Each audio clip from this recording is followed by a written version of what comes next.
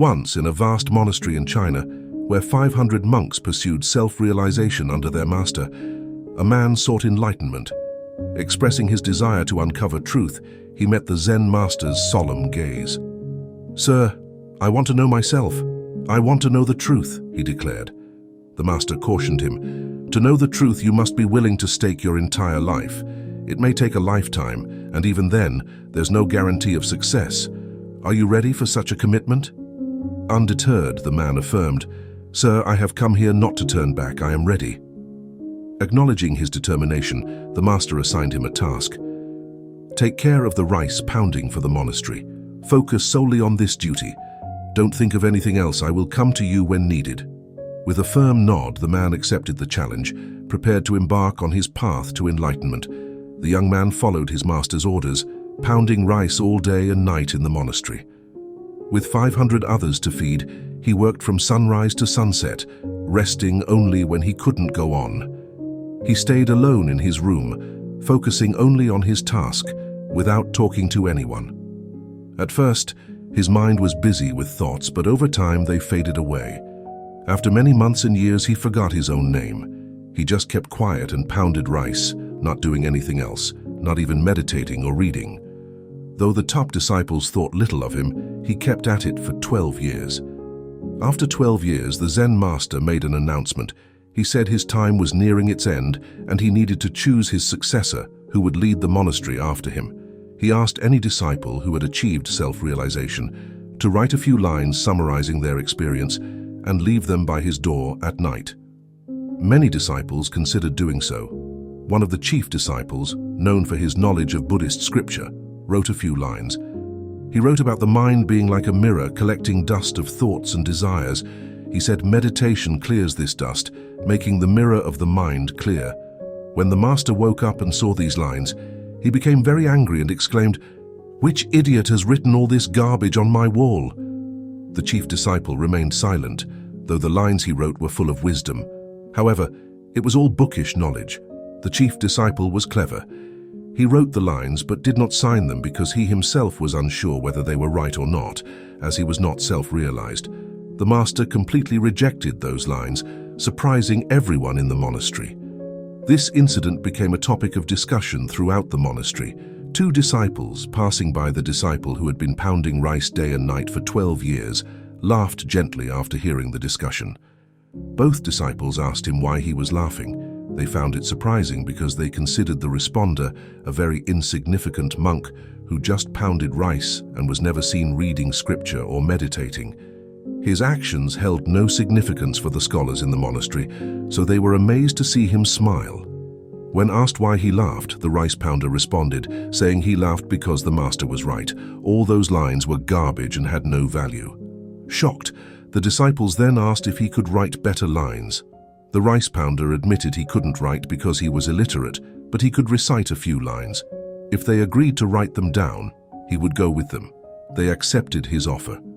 So they went to the master's room where the rice pounder recited a few lines and the other disciple wrote them on the wall, crediting the rice pounder below those lines. They expected the same reaction from the master as before. The lines the rice pounder recited were indeed amazing. Mind is just an illusion. There is neither mind nor any mirror of the mind. And when the mind does not exist, where will the dust settle? He who knows this has known the truth. When the master saw these lines, he got up in the middle of the night and went to the rice pounder while he was asleep. He woke him up and said, "Take this, take my stick and take my robe. From today onwards, you are my successor. But leave this monastery right now and go somewhere far away from here. I know that there are many scholars in this monastery who consider themselves to be superior to you. They will kill you because they cannot tolerate the fact that a young rice pounder has become enlightened, whereas they could not be. You have got all that I have, and you have got it while pounding rice. And I know that wherever you go, people will start coming to you because when a flower blooms, its fragrance starts spreading everywhere." The responder touched the feet of his master and left from there in the night. In our lives, many people believe that meditation can only be done by sitting in one place with closed eyes. But in reality, it's not limited to that. Meditation can be practiced while walking or even while doing work.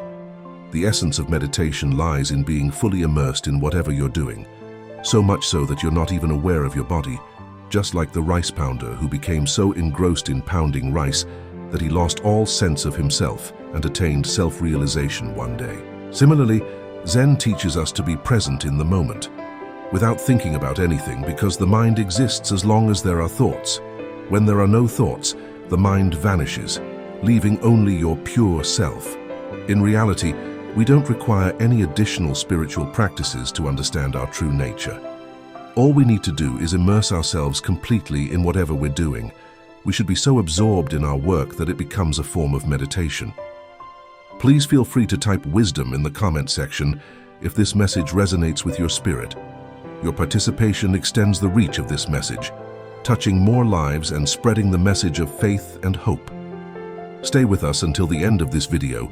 Open your heart and be ready to receive the uplifting power of this video.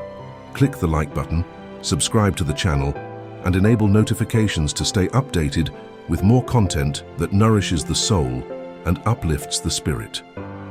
Once there was a boy in a village who was troubled by the habit of not being able to forget the old bad memories. He was not able to stop thinking about the same thing over and over again. When someone tells him something bad, then he starts thinking of that incident all day. The same thing went in his brain every time. Then he either cursed him or his luck for the incident. Due to overthinking, he didn't have friends, nor did he know how to do any work well. One day, one of the villagers advised him to visit a Zen in the nearby village. He went to meet the Zen and told him all his problems. After listening to the boy's problem, Zen gets up and went inside the monastery. The boy was confused, but after some time, Zen comes towards him with a glass of water. Zen asked the boy, "What is the weight of the glass?" The boy replied, "A little." Then Zen asked the boy, "If I hold this glass of water for an hour, then what will happen?" The boy said, "You will feel a little heavy." Again, Zen asked, "If I hold the glass of water for a day, then what will happen?" The boy replied, "Your hand will start paining." Zen said, "Okay, son, now answer the last question. Did the weight of the glass change in the meantime?" The boy said, "No, the weight did not increase." Now Zen asked, "What will I do to ignore the pain?" The boy said, "By putting the glass down." Zen said, "Exactly, this is what life troubles are. If you keep the problem in your mind for some time, then you will feel okay. But if you keep thinking again and again for a day, then your mind will make you nervous and crazy. Never overthink, worrying about things that haven't happened. Once upon a time, there was a poor family. They often couldn't afford the next meal. One day, the two brothers were chatting together. The younger brother asked the elder brother, "If we suddenly found a large sum of money, how do you think we should split it?" The elder brother said, "Of course, it should be split equally." The younger brother shook his head and said, "No, whoever finds it first, it belongs to them. Why should we split it evenly?" The elder brother became angry. Pointing at his younger brother, he said, "Do you want to hog it all for yourself? I never expected you to be like this, especially after all I've done for you." The younger brother looked aggrieved and countered, "How can you say that about me? After all, you're still my brother." The two of them argued back and forth, their quarrel escalating into a fight. A neighbor passing by stepped in to intervene, asking them why they were fighting. The two brothers eagerly explained to the neighbor, leaving the neighbor puzzled, looking left and right, finally asking, "Where is the money you found?" The two brothers were stunned, suddenly dumbfounded.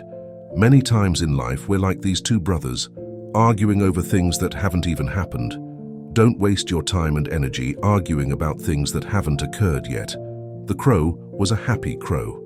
It could do everything a crow can normally do, including cool stuff like flying wherever it wants to go. Then one day, it comes across a dove. Damn, the crow thinks to himself, that dove is so shiny and has some flawless feathers, whereas I'm all dark and dull. Maybe this whole crow thing isn't so great after all. So the crow flies over to the dove and says, "Hey man, with your shiny feathers and stuff, you must be the happiest bird in the world." The dove then explains that he was the happiest bird in the world until he met a robin. The dove tells the crow about the time he met a robin, and I was like, whoa, that is one awesome red chest you've got. I wish I had something like that rather than my plain white chest. So the crow flies to meet the robin. Like the dove, he is dazzled by the robin's awesome chest and says that there is no way that the robin can't be the happiest bird in the world right now. The robin lets off a sigh and says, "Well, my red chest is pretty cool, I suppose, but have you ever seen a peacock? That bird totally shits all over my red chest. Its massive feathers have eyes, or at least they look like they have eyes. There is no way that peacocks aren't the happiest birds in the world with those incredible feathers." So the crow flies to see the peacock, and people are taking pictures of its majestic feathers. When the crowds disperse, the crow finally gets to speak to the peacock. "I've never seen feathers like yours. You have to be the happiest bird in the world with those beauties." The peacock lets out a sigh and says, "Well, my feathers are cool, I must admit that. But I'm kept here in a cage and people take pictures of me when I'm sleeping and just trying to chill. Sometimes I wish I was a crow and think about how amazing it would be to be able to fly freely without anyone bothering me." So there you have it. The crow was jealous of the dove, who was jealous of the robin, who was jealous of the peacock, who was jealous of the crow. Full circle. If you haven't drawn the obvious comparison by now, let me spoil it for you. We are the crow, pretty much all of the time. One of Teddy Roosevelt's most famous quotes is that comparison is the thief of joy, and there really is no better way of putting it. When we succumb to comparing our own achievements and shortcomings to the achievements and shortcomings of others, we inevitably come out worse. Either we see ourselves doing worse than someone else, like in the crow story, and start spinning stories about how we could never do that, or that they have a special talent that we don't have, or that they are successful and we never will be. Or perhaps even more toxically, we see ourselves doing better than someone else, and our ego gets a nice little stroke. We spin another story about how we are above the competition, whoever we decide our competition is, and then get a feeling of superiority. The superiority quickly transitions into anxiety and insecurity, though, as we are always checking behind us to see if we are still ahead, rather than focusing on where we are going. In a world where constant thoughts disrupt our inner peace, the timeless teachings of Gautama Buddha offer a transformative journey to quiet the ceaseless mental chatter. Overthinking, a common struggle in our modern lives, can burden us with stress, anxiety, and a sense of being overwhelmed by our thoughts. However, there's no need for despair. Within Buddha's profound wisdom, we discover 10 invaluable strategies to free our minds from excessive rumination. Firstly, let's delve into the art of mindfulness. Imagine a serene, gently flowing stream. Its waters move with calm, steady grace, undisturbed by any obstructions. No fallen branches, leaves, or accumulation of silt hinder its progress. This stream serves as a metaphor for mindfulness, an integral part of Buddhist meditation practices.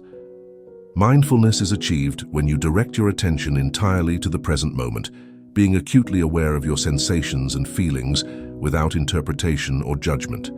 Practicing mindfulness encompasses various techniques like breathing methods, guided imagery, and other practices aimed at relaxing the body and mind, ultimately reducing stress. When you're mindful, you observe your thoughts and feelings without labeling them as good or bad. Rather than letting life pass you by, mindfulness means living in the moment and awakening to your current experience, rather than dwelling on the past or anticipating the future.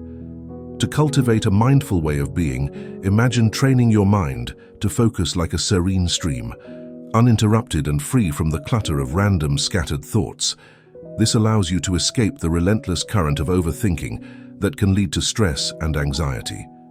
By developing the ability to concentrate on the present, you empower yourself to engage more fully with life as it unfolds around you. Another valuable strategy is observing your thoughts. Mindful observation involves consciously paying attention to your thoughts with an air of detachment, similar to stepping back from the complex, entangled web of your usual thought patterns. Imagine each thought as a strand in a web. By observing these strands, without getting caught in them, you can understand the structure. Buddha's teachings emphasize looking at thoughts with a non-judgmental attitude. Instead of labeling thoughts as good or bad and reacting emotionally, you simply acknowledge their presence. It's like watching clouds pass by in the sky. You see them but don't become them. Observing thoughts in this manner allows you to rise above the complexities of your mind. From this vantage point, you can see your thought patterns more clearly. This perspective empowers you to identify and understand your thoughts without becoming ensnared by them. As a result, you can navigate through your mental processes with greater clarity and ease, freeing yourself from the mental labyrinth that once confined you. Buddhism teaches the importance of finding balance in life, known as the middle way. This concept advises moderation in all aspects, including mental processes. Overthinking, a common challenge, can be addressed through this principle. Overthinking involves obsessive rumination over thoughts, leading to analysis paralysis.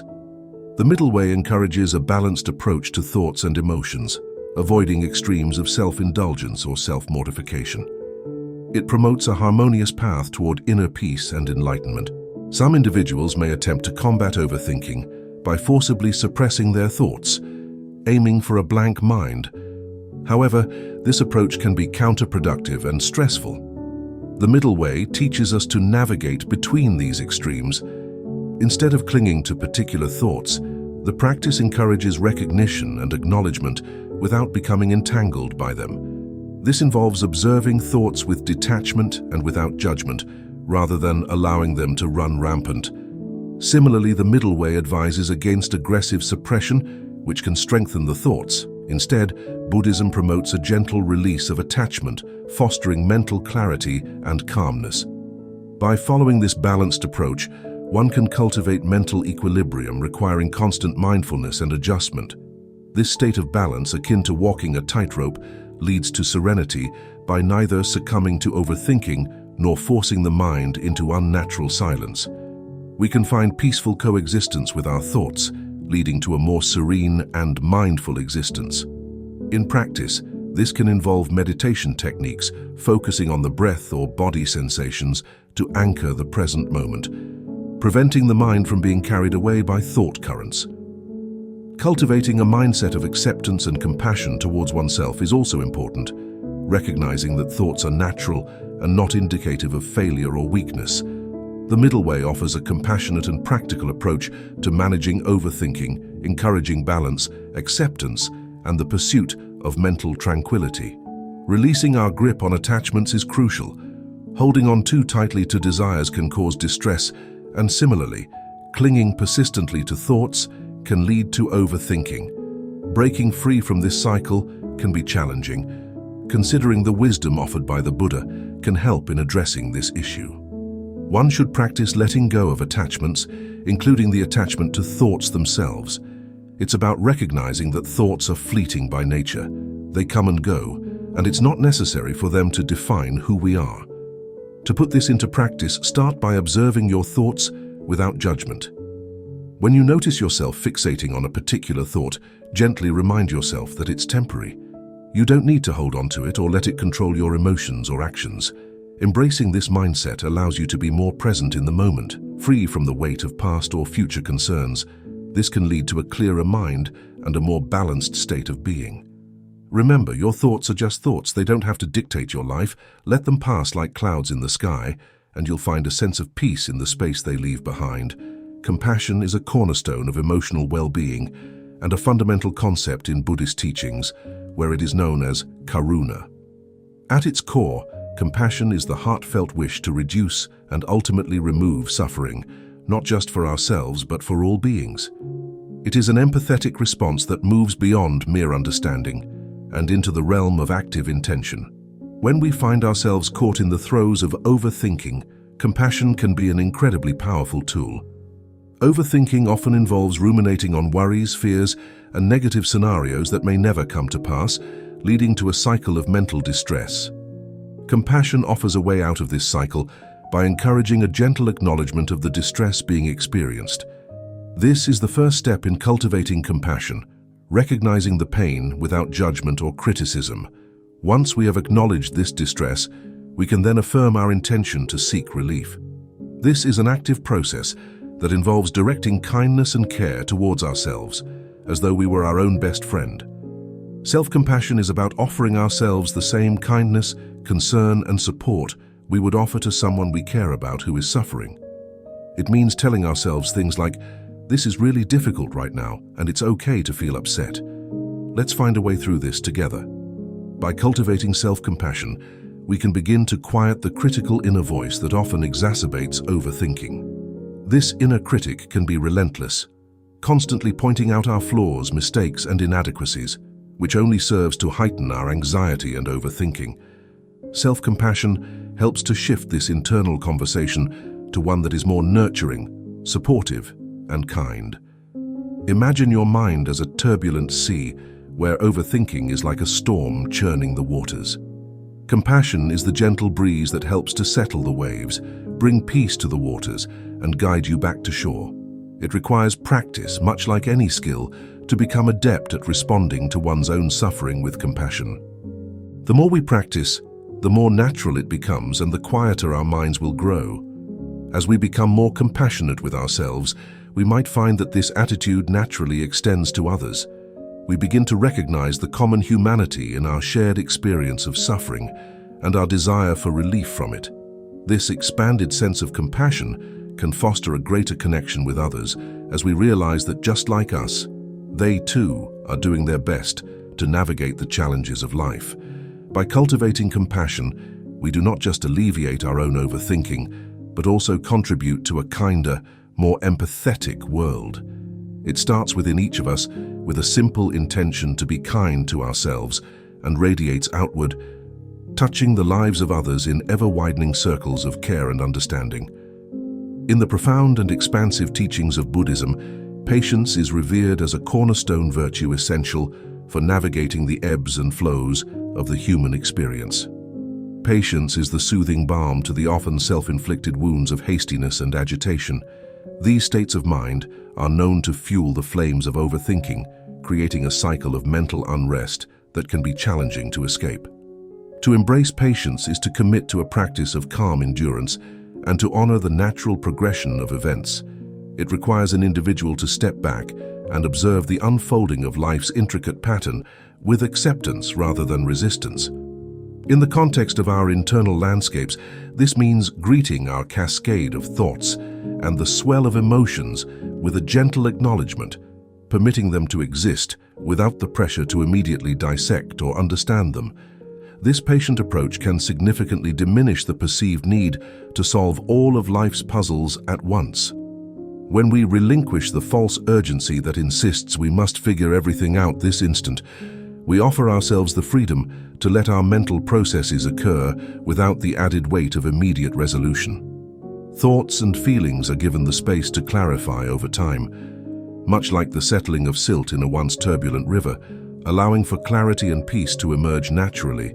By cultivating patience, we effectively slow down our internal clock to match the unrushed tempo of nature. We learn to sit with our overthinking, observing it with compassionate curiosity rather than critical urgency. In doing so, we not only ease our compulsion to overthink, but also create room for insight and wisdom to grow from the fertile ground of a quiet mind. Simplifying your life is another effective strategy. The human mind can easily become ensnared in the trap of overthinking, particularly when faced with a life filled with chaos and complexity. To combat this, it is imperative to steer towards a more simplified existence. This process of simplification isn't merely about having fewer possessions. It's about creating a space that fosters serenity and clarity of thought. Begin by examining your physical environment, the spaces where you spend the majority of your time, such as your home and office. Assess each item you encounter and ask yourself whether it serves a purpose or brings you joy. If it does neither, it may be contributing to the sensory clutter that feeds into your cognitive overload. By methodically decluttering your space, you not only create a more pleasing and organized environment, but also minimize the external triggers that can lead to mental spirals. Beyond the physical, simplifying your life also involves a critical look at how you allocate your time. Scrutinize your daily and weekly routines. Are there tasks that can be streamlined or eliminated? Are you committing to activities that align with your values and goals, or are you succumbing to the pressure of societal expectations? Learning to prioritize your tasks effectively and to decline additional commitments that do not serve your well-being is not an act of selfishness. Rather, It's an exercise in establishing boundaries that protect your mental health. Lastly, it's important to recognize that overcommitment can be a significant source of stress. Saying no is a powerful tool in managing your mental load. When you limit your obligations to only those that are truly important or fulfilling, you allow yourself the time and energy to engage fully with those commitments. This selectivity is key in creating a life that is less hectic and more in tune with your mental peace. By paring down your life to the essentials and embracing a philosophy of less is more, you craft an environment and a lifestyle that act as a bulwark against the tendency to overthink. In the tranquility of a simplified life, your mind can find the space it needs to quiet down and focus on the present moment, allowing for a more mindful and joyful existence. Engage in the practice of meditation. The act of meditation is a fundamental component of Buddhist tradition and serves as a powerful tool in the battle against the tendency to overthink. To engage in meditation is to embark on a journey of mental discipline, where you learn to steer your focus away from the incessant chatter of the mind and towards a singular point of concentration. This focal point could be the rhythm of your breathing, the repetition of a meaningful mantra, or even the mental construction of a tranquil and calming image. As you meditate, you gently guide your mind to this anchor whenever you notice it wandering into a maze of overanalytical thoughts. It's this deliberate redirection of attention that disrupts the cycle of overthinking, a mental habit that often feels as though it has a mind of its own. Through consistent meditation practice, you begin to cultivate an inner environment of calm, and with time you'll find that this state of mental tranquility extends beyond your meditation sessions into everyday life. This is not a quick fix, but rather a gradual process of training the mind. As your proficiency in meditation grows, so too does your ability to maintain a sense of equilibrium. Amidst life's inevitable ups and downs, you learn to observe your thoughts without getting entangled in them, thus achieving a more profound level of mental control and serenity. In Buddhism, one of the key aspects of leading a wholesome and mindful life involves the practice of right thinking or right thought. This concept emphasizes the importance of being mindful of the thoughts that occupy our minds.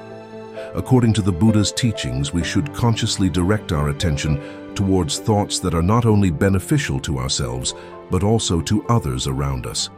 To put this into practical terms, it means actively choosing to engage with thoughts that have a positive and constructive impact on our well-being and the well-being of those we interact with.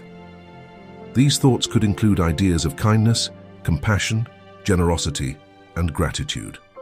When we purposefully concentrate on these kinds of thoughts, we create a space in our minds where they can grow and make a difference in how we act and behave. It's important to try to get rid of thoughts that are harmful, unnecessary, or don't help us.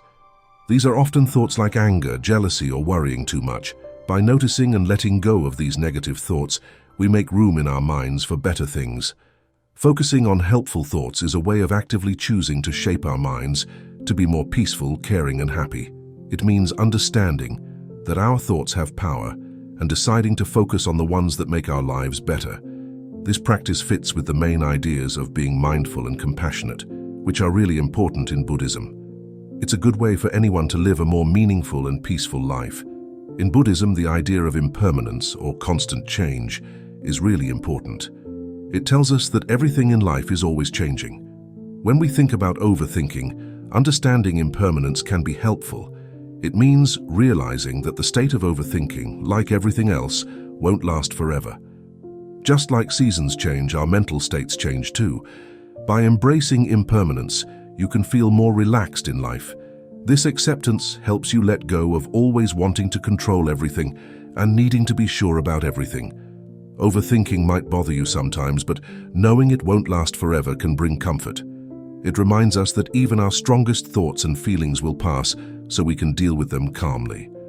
The teachings of Buddha give us useful ways to free our minds from overthinking. Focusing on productive problem-solving is key to avoiding unproductive thinking patterns.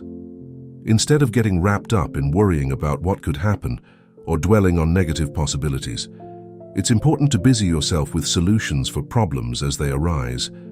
Unproductive thinking often stems from fear, and can lead to a loop of negative thoughts that hinder progress. For example, thoughts like, "If I do this, something negative will happen," or "Why does this always happen to me?" are unproductive because they focus on the problem rather than the solution. To shift from unproductive to productive thinking, it's helpful to ask how instead of why. This change in perspective directs your focus towards actionable steps that can be taken to address the issue at hand. Rather than getting bogged down by doubts and fears, asking how encourages problem solving and empowers you to take control of the situation. Taking a step back to look at the big picture can be a helpful strategy when you find yourself overthinking. Often, we get caught up in worrying about things that may not even matter in the long run. When you notice yourself overthinking, ask yourself if the issue at hand will still be significant in the future. Will it matter in 5 years? A month from now? Chances are the answer is no.